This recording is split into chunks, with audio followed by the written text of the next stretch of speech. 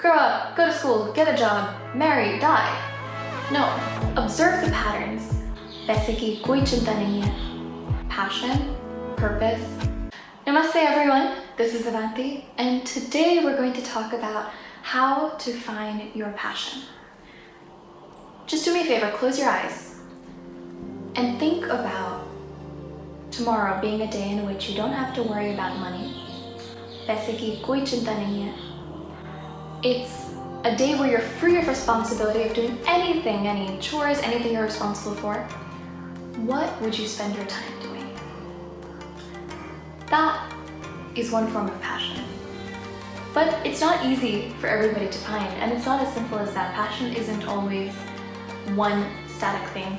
I think passion is something that drives you, is something that you love, but it's always growing and changing with you. So I think rather than finding passion, it's important to build passion through your life and to remember that it's dynamic and constantly growing. So let's dive into a little bit about how you might find your passion. You might be wondering, why is she talking about passion and what qualifies her? I think each of us has a voice, has a story to tell, has something that drives us and deserves to live a life that we love. So that's what qualifies me and everybody else. And I'll talk a little bit about my own passions toward the end of this video. But right now we're just going to focus on you. And I want to throw out a disclaimer. We're not going to be talking about how to turn your passion into your profession here. I can talk about that in another video if you want. Let me know in the comments below. But we're not going to worry about money. We're just throw it out of the window for this video. We're not caring about it. We are caring about what it is that you love to do. Everything else comes later. But really investing the time in understanding what that is, because you can always build upon that. So let's jump right in. Maybe you're somebody who's done something your whole life and you feel like you have a talent that you enjoy and that's your passion, and that's great. But maybe you're not, and maybe you feel stuck and you want to understand how to find your passion. Here's a few easy ways. You may have heard the phrase, you are what you eat. And I truly believe that from a nutritional point of view, your body does respond to what you eat. But in today's world, you are what you consume. And that means what you're consuming everywhere. Think about what you watch. What do you watch on TV? What movies do you watch? Sometimes we watch TV and movies as a form of escape from the real world. But sometimes we also watch videos like this that you're watching, and you watch interviews of people, or you consume these short form YouTube videos or whatever it is, because we want to expand our mindset, or because it's just something that we like doing. Just think about what you watch. You can even make a list of it and see, is there a pattern? Why do I watch these certain things? Is it because I feel like my mind is growing in a certain way? Why? What do I feel like is changing about me? Is it because you notice that, oh, actually I'm watching a lot of videos about makeup YouTubers. Maybe I like makeup. Or maybe I just find it fascinating. Maybe I find the artistic process fascinating. Maybe you're somebody who watches a lot of live streaming of games. Maybe it's just fun, but maybe you like the thought process behind it. You like the way in which people think about it, approach it, analyze it. Whatever it is, think a little critically about what you watch and why. And you'll start to uncover things in yourself that you may have not known existed. Similarly, what do you read? And when I say read, what kind of books do you read? Why? What do you read in the newspaper? When you look at a newspaper, if you're reading a physical one or even one online, what section do you naturally gravitate toward first? Are you looking at the entertainment section, the finance section, the sports section? Are you reading it front to back? Are you obsessed with more history-based articles, more new things? What is it that you read and why? Similarly, for any social media, what are you consuming? What's on your newsfeed? What are you reading? Are you on Twitter? Are you on Facebook? Whatever it is, what are you reading and why? Observe the patterns. Observe the commonalities in what you're consuming. And maybe you'll find something there. Let's move on to the next thing that you can do. The next thing that you can do is brainstorm. Brainstorm is such a fascinating word because it literally means, a storm in your brain, which it feels like is happening all the time to all of us. But I found it to be really easy to write down things. Sit and invest the time. Take an hour out of your day, dedicate a weekend to this. Write down everything that you've ever done in life. Do not put any special value on things that you love. Don't put any special value on any awards that you've won, things that you've done well with, things that have made you money. Forget about that. Put on every single thing that you've done. And A, you might notice a pattern. B, start thinking critically about whether you loved something. Did you play basketball just because you were good at it or because you genuinely loved it? Did you participate in something because you genuinely loved it but you sucked at it? Okay, that's fine, but what did you love about it? And why? You can always extract principles, even if the thing itself you may not feel good at. And we don't care in this moment what you're feeling good at or what you think you're good at. In this moment, we care about what you love, because we can always find ways to marry your skills and your love. But right now, we're focusing on what you love.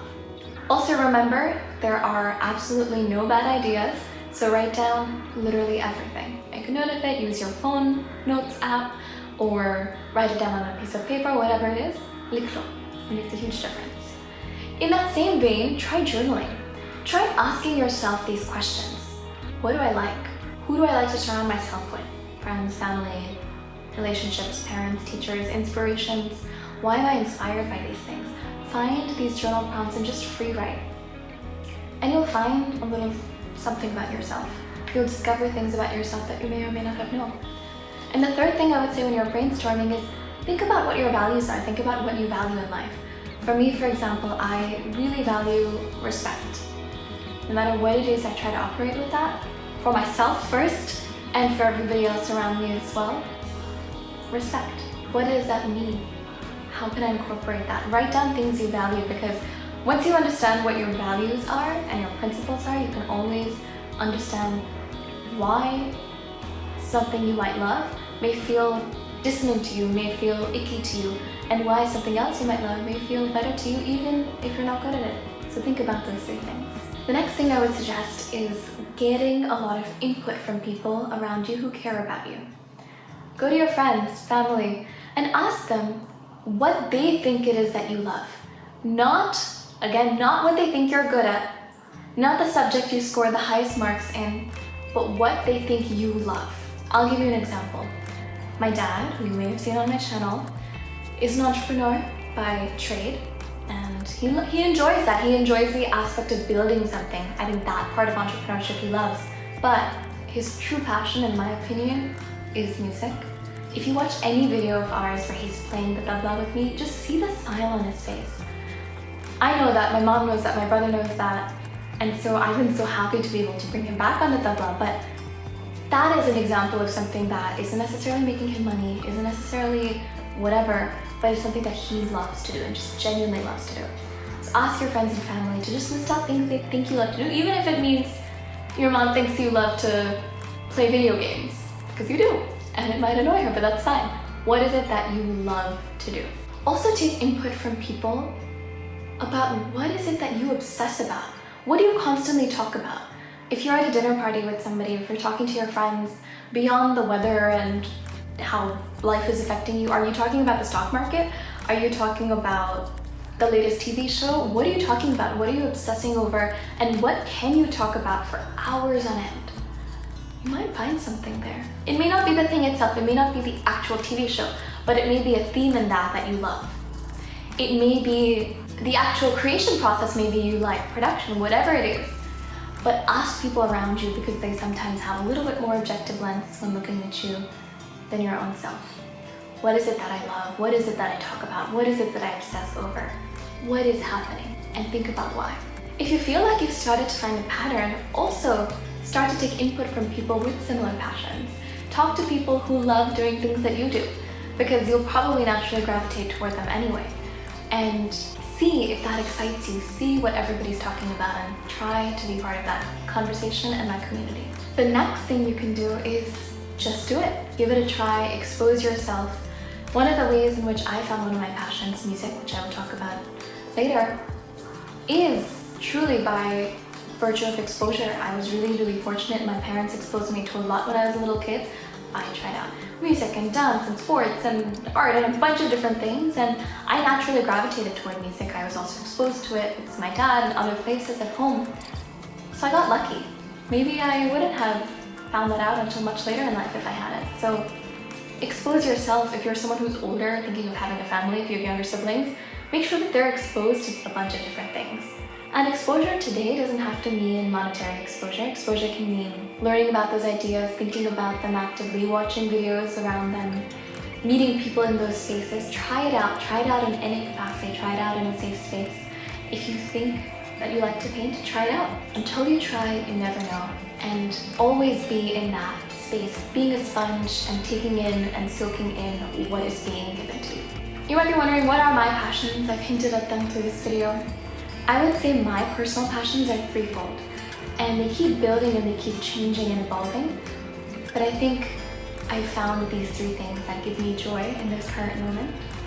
One is music. Music has always given me joy. I love to sing. I love to listen to music, engage with music, and I found that there are some things that I love about it more than others. And that leads me to number two. Within all of the aspects to music, because I also do it professionally now, I most love being on stage. I love performing. I of course love the thrill of it, but I love having that genuine human-to-human connection with somebody in the audience, sharing our stories, sharing, a connection between our souls, between our hearts, between our minds. Whether it's me speaking on stage, singing on stage, I love it. And I love that human connection that extends to other aspects of my life as well. I love meetings. I know it sounds so weird, but I genuinely love meetings because I love meeting people. I love that presence of another human and connecting people, connecting ideas, and I genuinely really enjoy that. I love chatting with all of you also in this space and this community, and thank you for all of your support. And that leads me to the third thing that I realized about myself, which is I love learning. Yes, I was extremely fortunate. I went to Harvard, did my higher education, and I had amazing access and opportunity to have that. But it's interesting, I've received a lot of backlash from some people, particularly in the creative world, which is, why did you do that if you wanted to be in the creative world? I feel lucky that I had the exposure for sure, and I just love learning. And so I wanted to learn about themes in the world and figure out how to use my voice and make an impact in them. I feel like I'm constantly learning every single day, and to me, one of the things I value most, back to the values conversation, is growth. I value personal growth more than most anything, and respect and love and all of those things, but personal growth for me personally. And to me, it's really important that I feel like I'm learning every day. So I'll make sure that I feel like that in the things I'm consuming, in the things I'm creating, in the things I'm reading and learning about and talking about, that I feel like I'm learning something, no matter how small or big, every single day. So that's my passion. I hope this video was useful in helping you think about actively how to think through finding or building your passion. I believe in the 5 P's: passion, purpose, perseverance, persistence, and most importantly, which I'm really working on, is patience. And I can make a video talking about how I think all of these interact, and the next step of turning your passion potentially into your profession and, building on those things. If you want a video like that, please let me know in the comments below. There's also a book, which I haven't read, but I've understood the principles of, that has 4 P's. It has passion and purpose again, and profit and problems. Problems meaning what the world needs, and profit means the way in which you exist in this world monetarily. The money I told you to throw out at the beginning of this video, you can bring that back into your mind frame. It's called Ikigai. And I'm excited to read it, and I'll let you know what I think. But I think it's important to invest time to think about these things in your life, to think about these things that you value, because we're not in a rat race. We're not just in it to grow up, go to school, get a job, marry, die. No, we're in it to live a life that is meaningful to us, to hopefully others around us, and we deserve to do something we love. So if you loved this video, make sure you give it a thumbs up, and please comment below if you enjoyed it. It really helps the algorithm and will help this reach many other people, and please share it with your friends if you liked it, and all that jazz. And if this video gets 2,000 likes, I can continue to make stuff in this vein. So if you liked it, let me know, and I will definitely continue to do stuff. So sending you all lots of love, and thank you for being part of the fun. Bye!